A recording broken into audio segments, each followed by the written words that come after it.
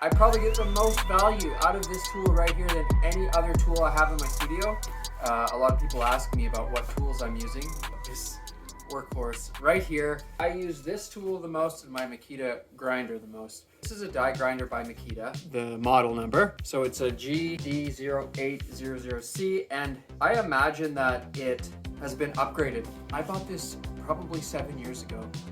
I use it literally every time I'm in the studio, and I use it a lot. I cannot believe how long this die grinder has lasted me, considering the amount I use it and with how little maintenance that I've given it. I've replaced the brushes once and I've replaced the collet once in 7 years. That is an incredible investment. This was probably, I think it was over $400 when I bought it, maybe $375, maybe $425 or something. So worth it. Like in terms of an investment in the value that I'm getting, I probably get the most value out of this tool right here than any other tool I have in my studio. So if you're a carver and you're looking for a good die grinder, I know there's different brands out there, but I bought this. I've been using Makita. I've tried the different types of Makita die grinders, like the paddle switch one. We had another one that was a smaller one, but this one's great because it's the variable speed, because I always use the variable speed.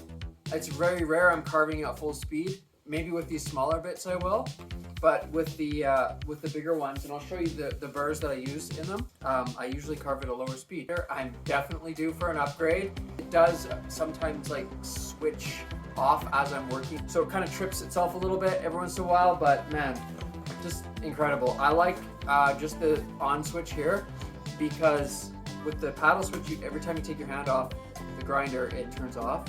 But I like to just turn it on and be able to like maneuver my hands. It's pretty like dynamic, like I can get in underneath areas and get in there. If you're looking at investing in a tool for your carving, a tool belt, this is the one right here. I would recommend, highly recommend the Makita die grinder, variable speed. It's more top of the line product, but I mean, I've had it for 7 years. So let's look at the burrs. It just comes with these right here. I've had these for 7 years too, and I haven't lost them.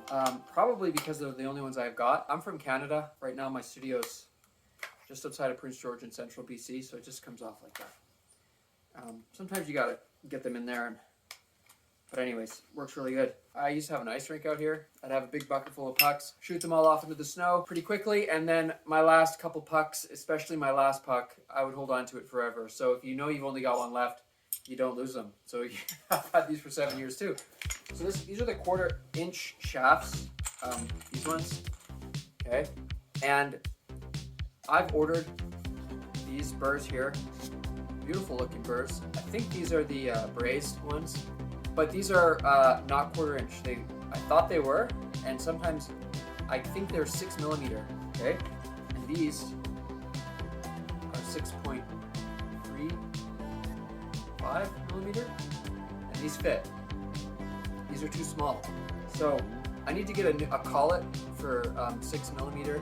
If you guys know where I can get a collet for 6 millimeter burr on Makita for my die grinder, let me know. And I bought the brazed kind.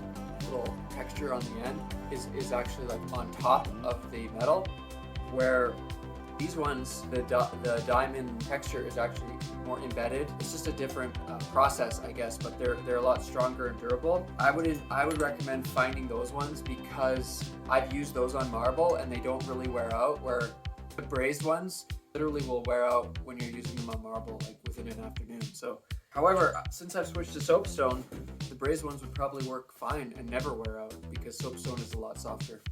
And I haven't ordered any in a while, so hopefully I can find a link and put that down there where you guys can get the higher quality ones, because they're worth the little bit extra investment too, I think.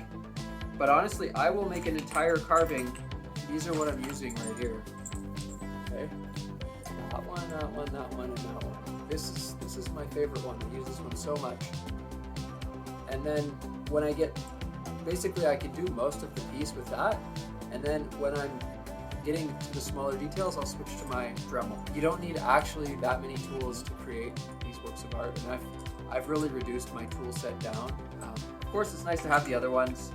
I'll use this one for claws and stuff, and gouging things out, and hair texture. So I do use the different various bits, but primarily just the ones I showed you are the ones I use. Another amazing tool which I have is this right here, and this goes in right here too, and this is actually a screw that I bought, and I used a hacksaw and I cut the end off. So this is a little hack. So I just tape this on like this, and this is sandpaper. I put it in my die grinder, and then I can get underneath and get into those sort of more harder to reach areas and still have the power to sand it away. And so what I've done is I bought this screw, cut the top off, and then I sliced down there. So there's that little slit in there. And then I put the sandpaper in there, and I wrap it like that. And make sure you want to wrap it the same way that your die grinder is going to turn, right? So that it doesn't open up once you hit the stone. It turns like that. And then I just tape it with the electrical tape. Put it in there. I use this tool every time I'm sanding. This is a great tool that we just invented. We figured out one day in the studio. That's a little trick that I use. So if you ever want to do that, you just go find the 1/4 inch screws. I bought it from Home Hardware or something like that. Just cut it off. The Makita die grinder, highly recommended. This is the best die grinder that I've used. All right, that's it.